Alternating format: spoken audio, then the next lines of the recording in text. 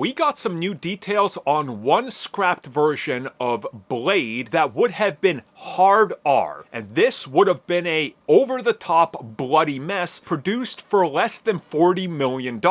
But Disney and Marvel didn't think it was good enough because Blade's gotta be a billion-dollar franchise, I guess, which is absolutely insane considering if the original trilogy came out today, they would be absolute bombs. We know that Marvel Studios worked on various different iterations of the Blade reboot. One set during the 50s, one during the 1912 to 1915-ish time frame. There was also another one that was in the 1930s. Then there was an 80s one. There was also one that was modern day. They were all over the place with different drafts, different directors, and different producers. Well, as it turns out, there was one pitch that made it pretty far. And this would have been a hard R, one location, high octane action film that is unapologetically bloody and violent. And this, by all accounts, sounds like the version of the film that Beau DeMaio was working on because he specifically said it was in one building and they followed the style of The Raid. So I'm going to go with that notion that it was a Blade trying to protect the woman who's about to give birth to the mother of all evil, Lilith, and that this is the plot that unfolds. And apparently, the idea was to shoot this film for about $30 to $40 million, make it as violent as possible, and sell it on, this is the Blade that you've been waiting for.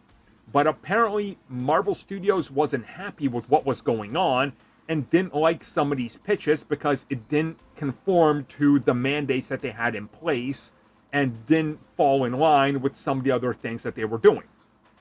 Now, this is stupid. Blade, I am sorry to the people that are going to get upset at me in the comments. You guys got to understand, Blade 2 is one of my favorite films of all time. In my top 5 comic book films of all time.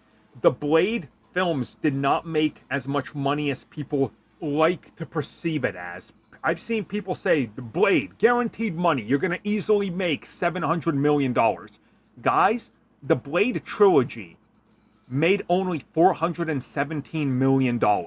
Those films are not as big as you guys think. People have overblown them and they like to glaze them now with being some sort of like redefining box office success. They weren't. They were only that to buy Marvel time at the time. So Marvel having a mandate where they got to go bigger because they got to make more money isn't gonna happen.